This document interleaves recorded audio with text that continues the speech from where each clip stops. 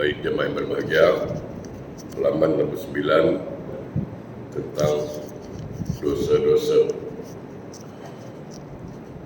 Jujur kita katakan, tak ada satu pun orang yang tidak berdosa. Tak ada. Dalam sebuah hadis, Nabi bersabda, kullun nas khata'. Yep.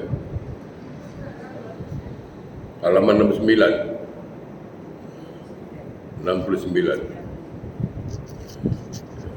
Rasulullah bersabda, kullun nas khata' khairun khata' at-taubah. Seluruh manusia itu pernah melakukan dosa. Sebaik-baik orang yang berdosa, kata Nabi, dia sadar dan insaf akan dosa-dosanya. Jadi jemaah yang berbahagia, tak ada orang yang tak berdosa, pasti. Mungkin saya banyak dosa dari jemaah, ya. Siapapun kita ni pernah berdosa. Nah, kalaulah dosa itu menyangkut kita dengan Allah, itu mudah. Allah ampunkan. Kita minta ampun, Allah ampunkan insyaAllah. Yang berat itu dosa kita dengan manusia. Dosa dengan adik-beradik, dosa dengan saudara, dosa dengan teman, sahabat. Kalau kita tak minta maaf dengan dia, selagi itulah Allah tak akan ampunkan kita. Nah, ini yang berat. Jadi saya ulang balik, kalau dosa kita dengan Allah, itu kita minta ampun kepada Allah, bertaubat kepada Allah, selesai. Tapi dengan manusia, berat. Jadi sebuah hadis yang panjang dari Jabir bin Abdullah radhiyallahu an, bahwa Rasulullah SAW bersabda, silakan buka halaman 70 terjemahannya, panjang hadisnya. Saya bacakan terjemahan saja. Di dalam apa yang diberikan Allah kepada Nabi Musa alaihissalam, ya, Musa bin Imran alaihissalam, ya, di dalam Taurat ada 10 bab yang tertulis itu. Kita pernah nonton satu judul film, apa namanya, The Ten Commandments, ya kan? Orang Jawa cakap orang putih tu sebenarnya sangkut-sangkut sikit. Ya, The Ten Commandments, dot sikit. 10 firman Tuhan. Jadi di dalam Taurat, salah satu kitab suci yang kita percaya selain dari Quran, Injil, Zabur, Taurat, itu wajib kita yakini bahwa kitab itu kitab suci. Nah, dalam kitab Taurat yang diberikan Allah kepada Nabi Musa alaihissalam ada 10 dosa jangan sampai dilakukan, termasuk kita lah. Apa kata Allah pada Musa? Wahai Musa, jangan sekali-kali menyekutukan aku dengan apapun. Artinya, jangan syirik. Sungguh, ucapanku pasti bahwa api neraka itu benar-benar akan membakar wajah orang-orang yang menyekutukan aku. Okey, itu satu. Dalam Quran dikatakan wala tusyriku syai'an, jangan berlaku syirik, menduakan Allah.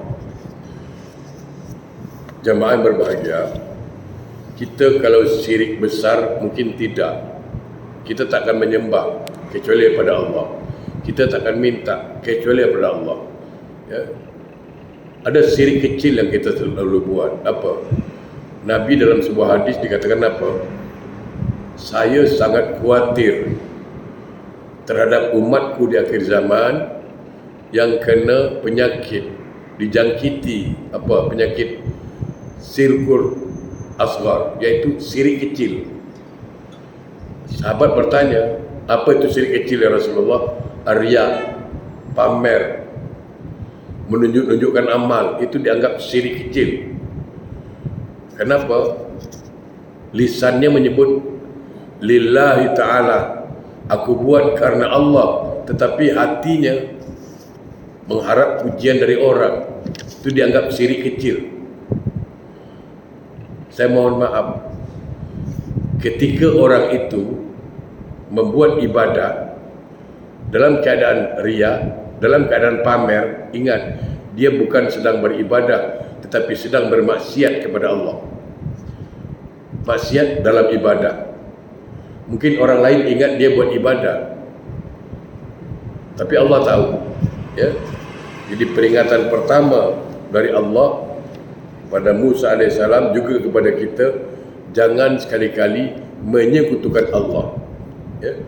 Sekarang dah kurang lah. Dulu saya selalu tengok anak kecil selalu digantung bawang lah, macam-macam gantung, jimat gitu,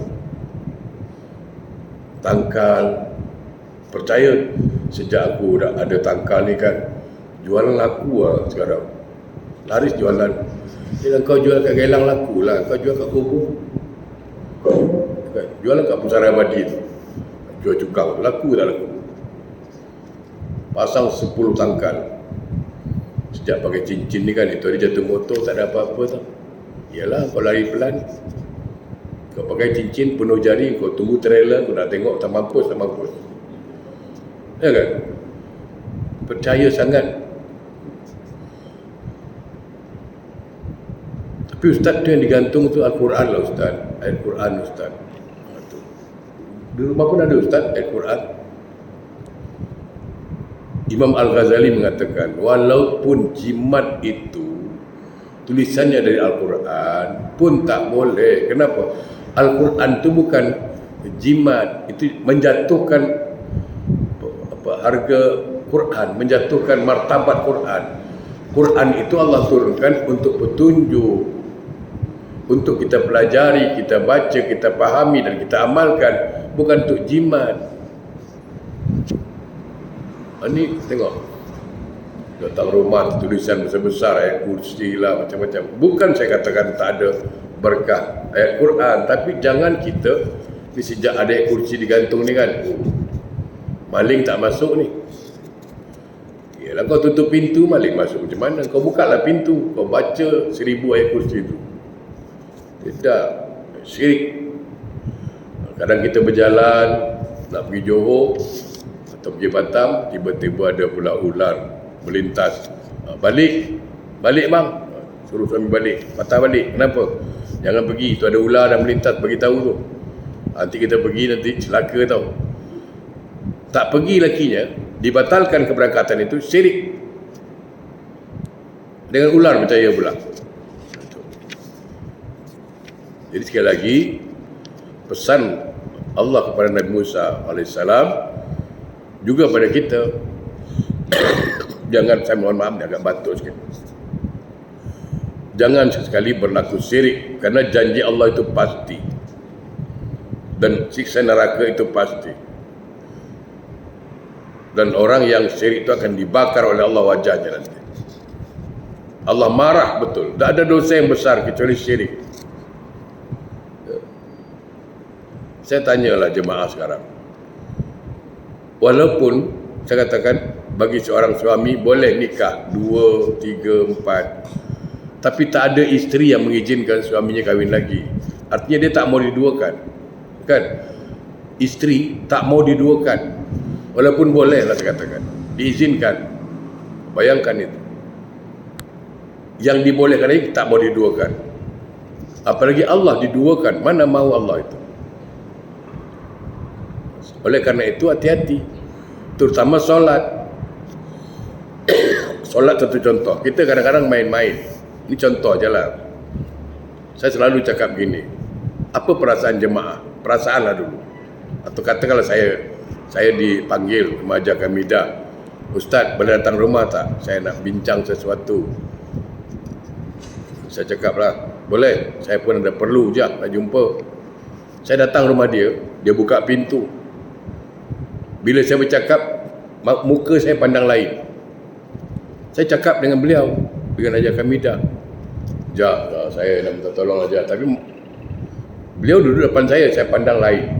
Pandang tu, tentu hatinya kecil. Apalah ustaz ni, cakap dengan saya, muka tak pandang mana pula, macam lah, bla bla bla, kan? Pasti tersinggung. Atau jemaah, suami bercakap tapi muka lain, macam mana? Sound jugalah. Apa bang, tak boleh tengok muka? Tak nak tak lawa tak nak tengok. Dulu kemarin lagi tak jumpa, tak boleh makan lah, kan? Tak menatap wajahmu, makan tak kenyang, tidur tak mengantuk, macam-macam. Sekarang tak mau tengok lagi dah. Kita marah. Suami bercakap dengan kita, muka pandang lain. Marah. Nak fokus. Sekarang bagaimana kita dengan Allah? Menyembah Allah, solat. Kita bercakap dengan Allah, tapi hati kita tak ke mana-mana.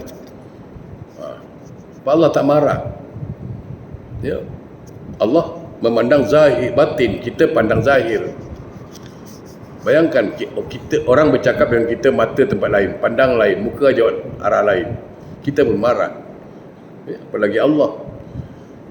Solat menghadap Allah, kata menghadap Allah, tapi hati tak ke mana. Itulah. Jadi sekali lagi saya katakan, dalam pesan Rasulullah pada Musa, jangan sekali-kali syirik. Jimat-jimat tu kalau ada buang. Ada percaya keris lah, macam-macam. Ni keris dari Pak Kiai, tak ada. Nak kena mandi pula keris lagi dah. Ya kan? Anak dia tak pernah mandikan, keris boleh mandikan dia pula. Ya. Jangan percaya. Syirik. Itu satu. Walaupun jimat itu katanya Quran lah, tak boleh, jangan pakai. Orang yang pakai jimat 40 hari doanya ditolak. Tak boleh. Yang kedua, pesan Allah pada Nabi Musa AS, bersyukurlah kamu kepadaku dan kepada kedua orang tuamu. Niscaya aku akan menjagamu dari mara bahaya. Aku panjangkan umurmu, aku hidupkan kamu dengan penghidupan yang baik.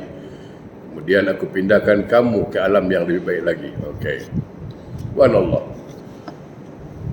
Bayangkan nikmatnya orang bersyukur. Bersyukur itu bukan free. Selalu saya katakan, kalau kita gunakan akal sehat, tak mungkin kita tak bersyukur. Kalau kita gunakan akal sehat, bayangkan ya, saya selalu sampaikan, tak terhitung nikmat Allah kita terima, tak terhitung. Dari kita lahir ke dunia sampailah kita tinggalkan dunia itu, tak terhitung nikmat Allah kita terima. Ya. Dari sekian banyak nikmat yang Allah berikan, apa yang Allah minta? Satu je, bukan banyak minta. Syukurilah, kata Allah. Bayangkan, tidak terkira, tidak terhitung yang Allah kasih pada kita. Cuma satu yang Allah minta, syukurilah. Itu pun bukan free, janji lagi itu. Dalam Quran dikatakan apa? A'udzubillahi minasyaitonirrajim. La in syakartum la azidannakum. Kalau engkau pandai bersyukur, kata Allah, nanti aku tambah. Tengok. Jadi kalau kita mau nikmat datang terus, jadilah orang pandai bersyukur. Tak putus nikmat Allah kita terima. Betul. Tapi kalau walain kafartum, tapi kalau kau engkar, inna azabi lasadid, tunggulah azabku sangat pedih. Sekarang fikir, Allah beri kita nikmat, kita syukuri atau tidak? Kalau kita syukuri, berarti kita mengundang nikmat yang baru. Tapi kalau kita engkari, berarti kita mengundang azab Allah. Maka saya katakan, orang yang sehat pikirannya, dia tak mungkin jadi orang kufur nikmat. Tak mungkin. Kenapa? Karena kalau dia kufur nikmat, azab datang. Saya syukur macam mana, Ustaz? Syarat syukur ni 3. Ingat, syarat syukur 3. Sempurnanya syukur seseorang itu dengan 3 perkara. Selalu saya sampaikan. Pertama, qaul bil lisan, ucapkan dengan lisan alhamdulillah. Wa tasdiq bi qalbi, benarkan dalam hati bahwa ini betul-betul nikmat Allah, ini betul-betul karunia Allah. wa amala bil arkan, dan diamalkan dengan anggota badan. Jadi 3 tu. Syarat syukur 3, pertama ucapkan dengan lisan, kedua benarkan dengan hati, ketiga amalkan dengan anggota badan. Barulah sempurna syukurnya. Kalau satu je tak boleh lah. Dapat rezeki banyak, alhamdulillah, alhamdulillah, tapi kedekutnya masya-Allah. Badan sehat, alhamdulillah, alhamdulillah, tapi solat tak juga. Macam mana tu? Jadi kalau kita gunakan akal sehat, normal lah saya katakan manusia. Semua orang mau senang. Mana ada orang tak mau senang? Tanya dulu. Semua orang mau senang. Nah, untuk senang apa? Jadilah orang bersyukur. Orang yang bersyukur apa? Nikmat datang terus. Nah, kalau nikmat datang terus, senang hidupnya. Syukuri apa yang ada sekarang. Jangan fikirkan apa yang tak ada. Syukuri apa yang ada. Nikmat itu tak putus-putus kita terima. Macam-macam aja datang. Asal kita syukuri. Jangan mengeluh. Nah, setelah bersyukur pada Allah dan bersyukur kepada kedua orang tuamu. Ini dalam Quran dikatakan apa? Anishkurli wali walidaika. Bersyukurlah padaku, kata Allah, dan bersyukur pada kedua orang tuamu. Macam mana caranya ni? Macam mana cara bersyukur pada Allah? Macam mana cara bersyukur pada orang tua? Sekaligus nak mengamalkan firman Allah, anishkurli wali walidaika. Bersyukurlah padaku, kata Allah, dan bersyukur pada kedua orang tuamu. Kita bersyukur kepada Allah melalui solat. Solat itu tanda kita bersyukur kepada Allah. Nah, selepas solat, jangan pernah melupakan doa pada orang tua. Maka kita sudah dianggap bersyukur pada Allah dan bersyukur pada orang tua. Tuh. Jangan sampai lupa. Kadang-kadang banyak juga yang lupa. Lepas solat tak doakan orang tua. Tidak, mesti. Kata ulama, untuk mengamalkan ayat anishkurli wali walidaika, bersyukur padaku, kata Allah, dan bersyukur pada orang tuamu, bersyukur kepada Allah melalui solat. Selepas solat, jangan pernah lupa doakan mak bapak. Cuman masalahnya, kalau kita dah berumah tangga, jangan pakai aku lagi. Ini kadang-kadang ada suami doa, Allahumma firli. Ini isteri dia dekat belakang.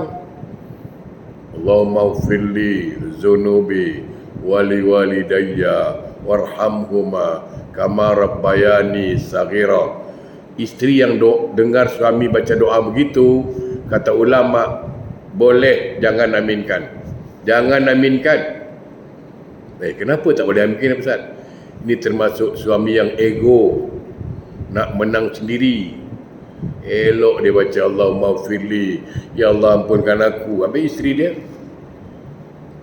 mintalah sekali, Allahumma firlana, ya Allah ampunkan kami.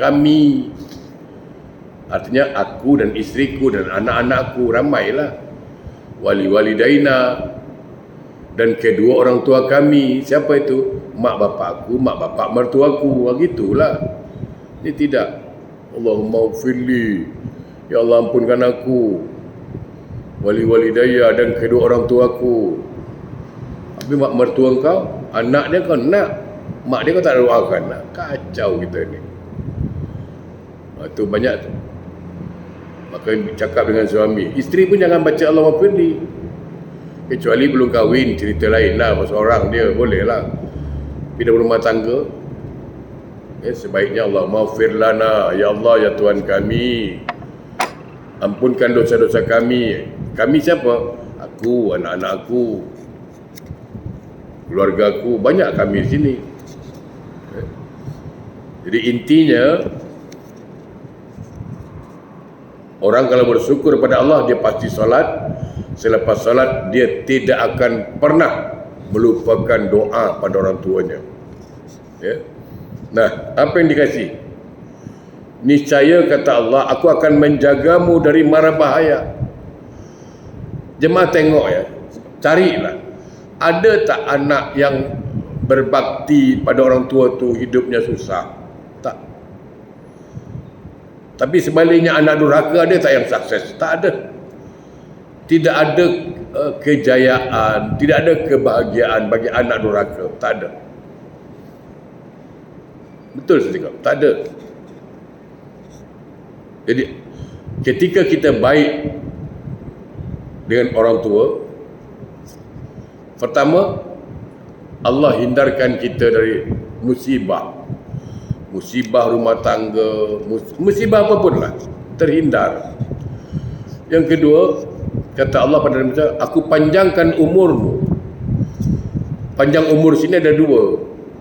Mungkin panjang umur dari segi jumlah barangkali, mungkin panjang umur segi amal. Contoh, ini contoh mudah. Umur kita 60 tahun, boleh saja Allah tambah jadi 62. Boleh, Allah mau. Panjang umur dari 60, 62 boleh. Allah nak panjangkan, siapa boleh larang.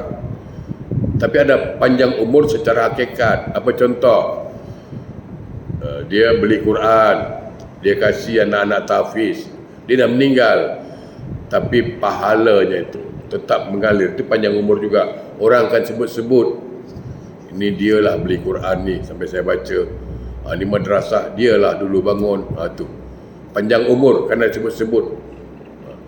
Kita tahu salah seorang ulama kita yang dah meninggal dunia, guru besar kita, siapa ingat? Muhammad Said Al-Jufri. Pernah dengar kan? Dah meninggal dia kan? Tapi murid-muridnya banyak kan? Tengok, muridnya doakan setiap kelas. Itu panjang umur juga tu. Panjang umur secara hakikat. Walaupun orang yang dah meninggal, tapi namanya selalu disebut-sebut. Itu panjang umur namanya. Secara hakikat. Kebaikannya selalu disebut.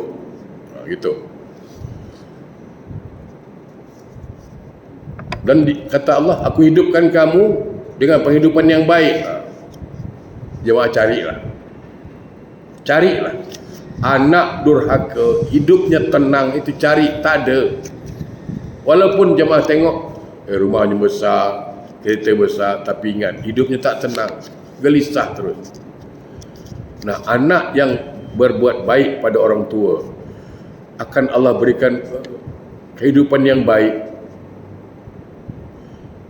Dan ketika dia mati, Allah akan pindahkan dia ke alam yang lebih baik lagi. Dikubur dia lebih baik lagi, dapat nikmat.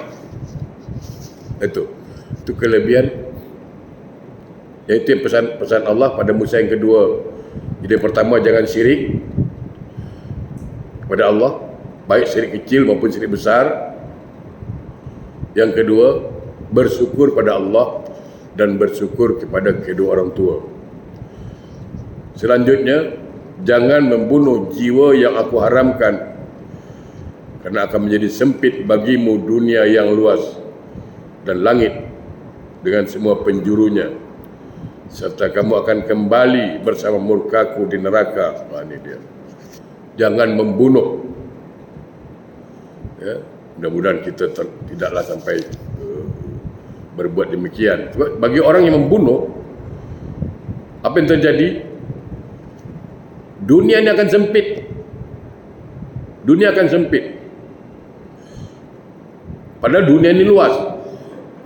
Tapi bagi seorang pembunuh, dia merasa bersalah. Akhirnya apa? Dunia jadi sempit sama dia. Karena dihantui dengan kesalahan terus.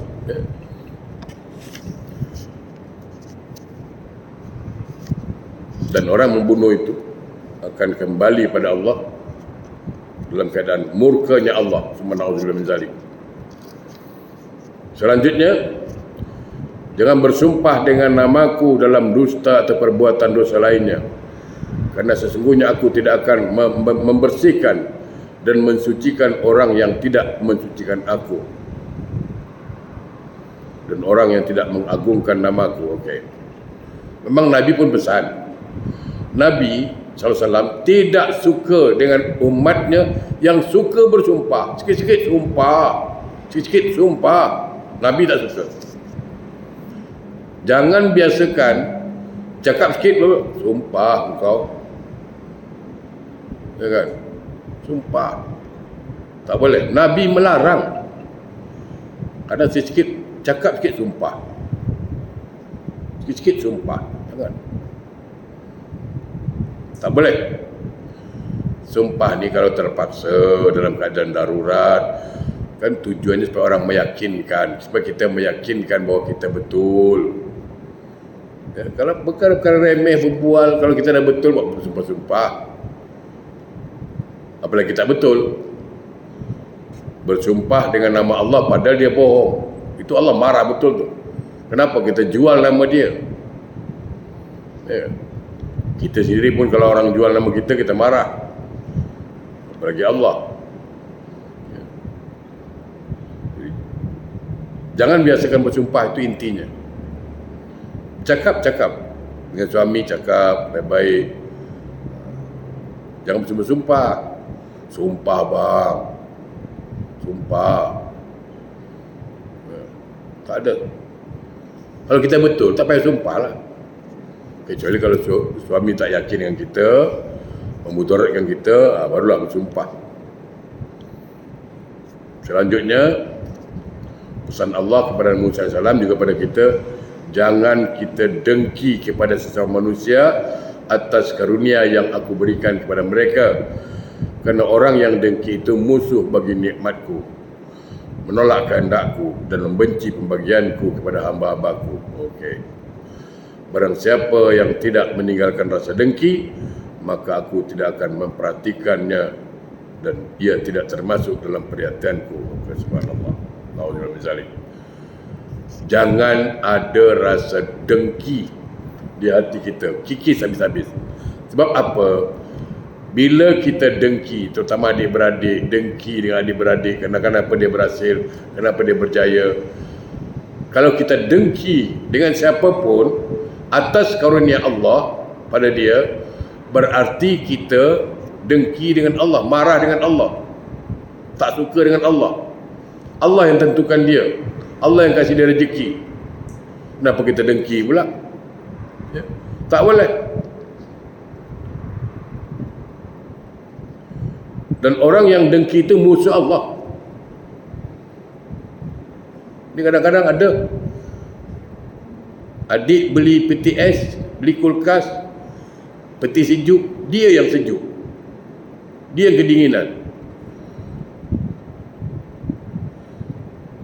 Orang beli kereta, dia yang semput. Heran. Ada satu tu, ni cerita. Ada satu namanya tu Pak Jaya. Satu namanya Pak Jaya tu.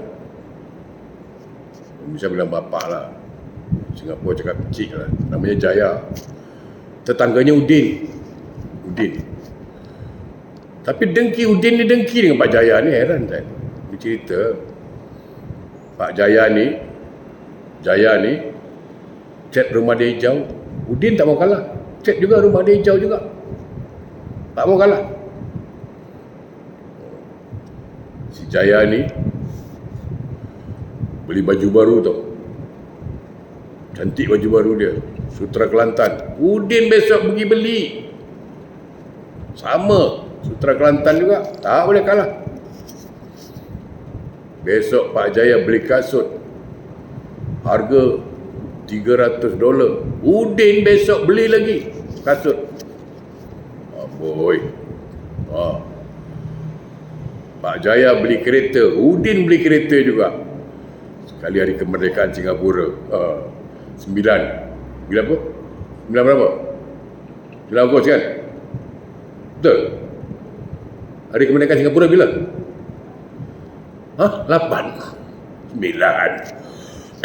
betul? Betul lah? Macam Keminang berapa bila? Hari kemerdekaan Singapura bila? Tak tahu. 9 kan? Itulah. Dia tulis besar-besar tu kat rumah dia.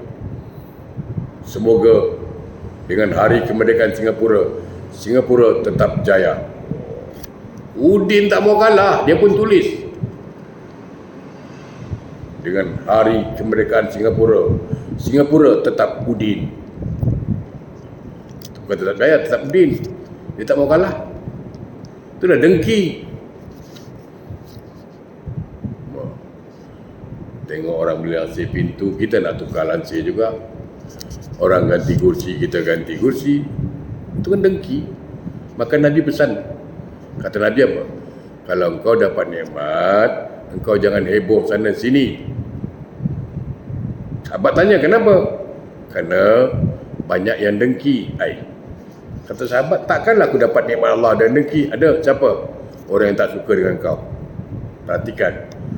Orang kalau tak suka dengan kita, perhatikan betul-betul, apapun kebaikan yang kita buat, dia tak pernah anggap itu baik. Percayalah saya katakan. Orang kalau dah dengki dengan kita, apapun kebaikan yang kita buat, semua orang cakap itu benda baik. Sedekah, benda baik apa? Tapi bagi orang yang dengki dengan kita, dia tidak akan pernah anggap itu baik. Ada je. Alah, sedekah riak. Alah, sedekah pamer. Alah, sedekah tak halal, tak haram duitnya. Tengok. Bagi orang dengki, meriah macam mana pun pesta pernikahan anak kita, meriah macam mana pun, bagi orang dengki, dia cakap apa?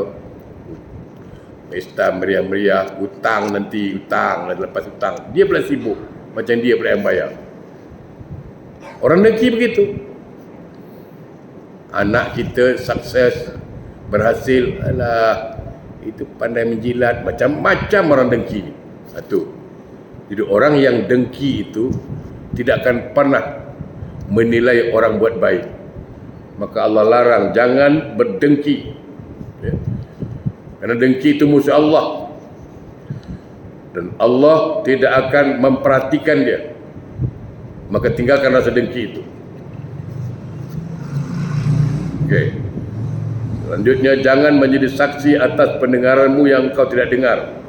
Akalmu tidak meliharanya dan hatimu tidak mengingatnya. Karena sesungguhnya nanti pada hari kiamat aku akan menuntut kepersaksian orang-orang secara teliti. Okey. Kalau kita tak tahu benda tu, kalau kita tak dengar betul-betul, kalau kita tak tengok betul-betul, jangan mau jadi saksi.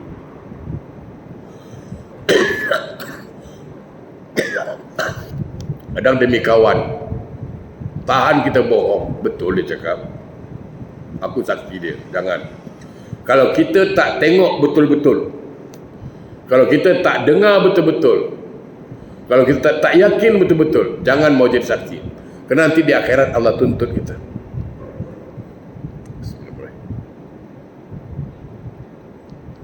Nanti di akhirat Allah tuntut kita. Dan Allah Maha teliti. Allah Maha teliti. Jadi kalau benda tak betul, jangan mau jadi saksi. Kenapa? Di dunia boleh lepas. Walaupun orang kasih duit, jangan mau. Nah, di akhirat dituntut nanti.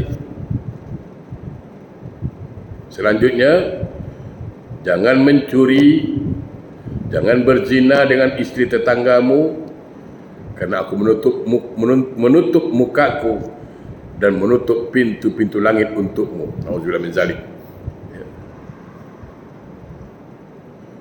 Selanjutnya, cintailah sesama manusia bagaimana kamu mencintai dirimu sendiri. Jemaah yang berbahagia, dalam sebuah hadis dikatakan, Al-Muslim kal wahidul jasad.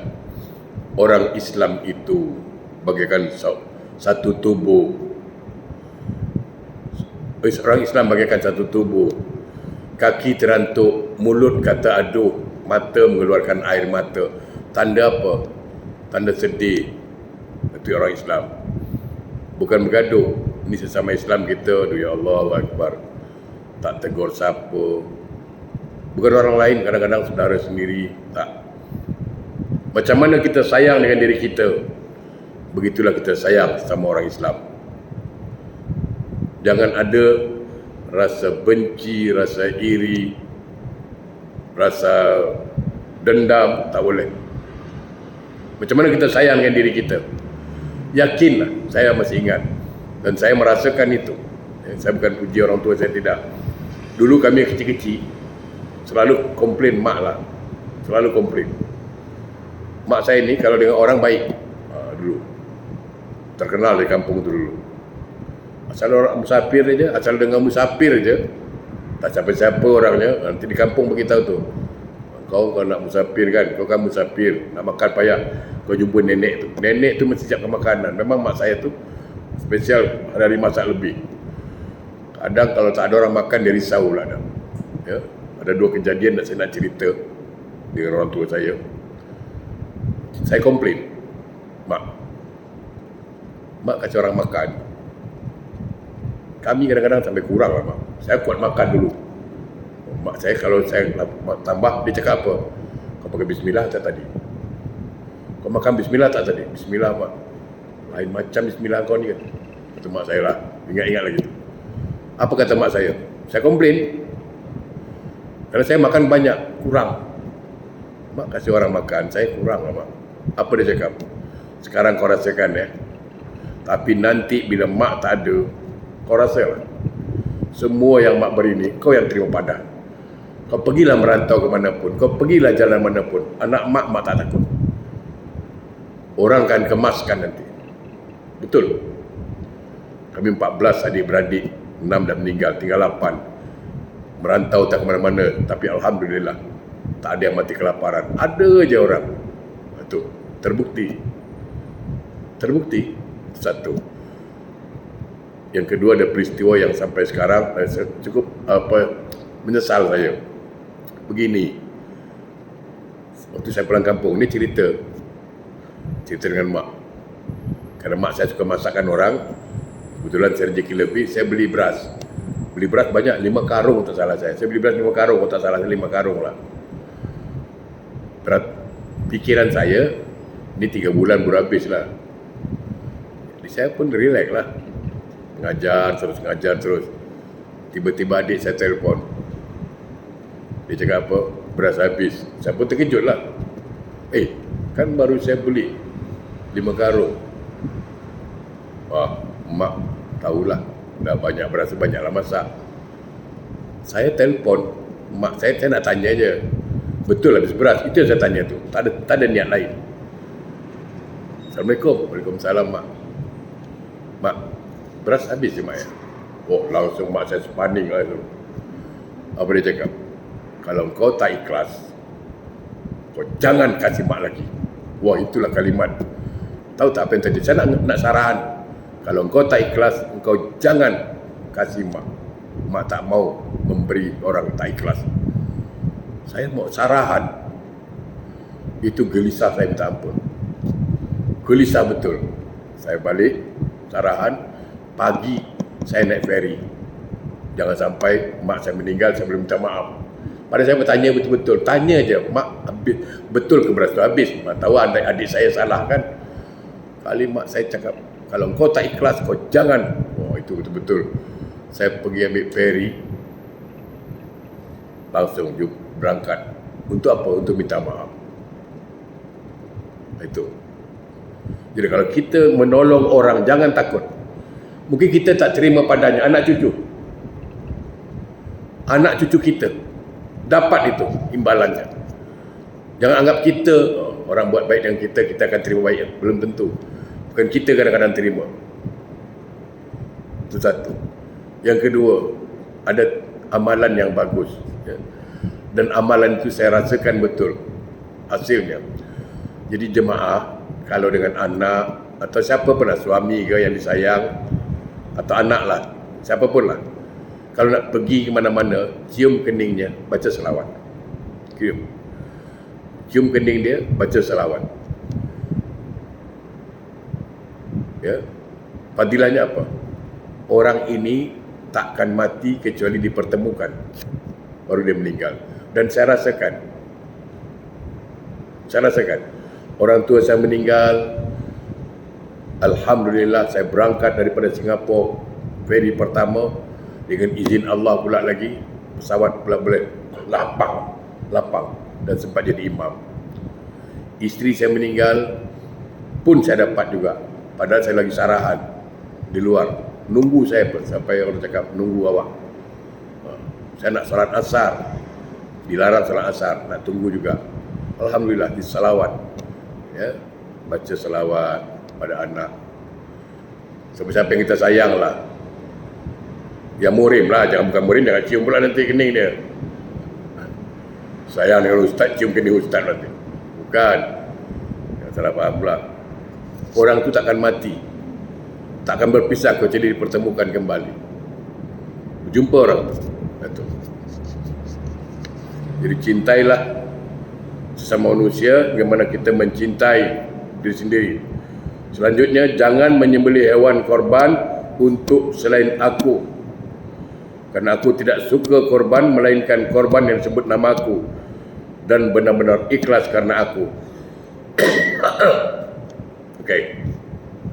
Jangan memotong hewan korban kecuali ikhlas pada Allah.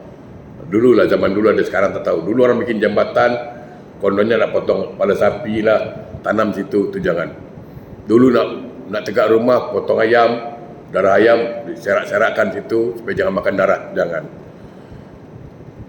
Jadi kalau nak sembelih binatang, sembelihlah dengan menyebut nama Allah. Dan niatnya karena Allah, bukan karena niat yang lain. Dan Sabtu libur bagi Nabi Musa. Ya, jadi kaum Nabi Musa itu cutinya, liburnya Sabtu. Kemudian Rasulullah SAW bersabda, sesungguhnya Allah Ta'ala menjadikan hari Sabtu sebagai hari raya bagi Nabi Musa AS dan memilih hari Kamis, hari Jumat sebagai hari raya bagi kita. Jadi Nabi Musa hari rayanya hari Sabtu, kita maksudnya hari yang agung Sabtu, kalau kita hari Jumat. Yaumul Jum'ah hajjul fuqara. Hari Jumat hajinya orang miskin. Itu dia. Baik, saya kira itu dulu, insya-Allah bermanfaat. Jumpa lagi Jumaat depan.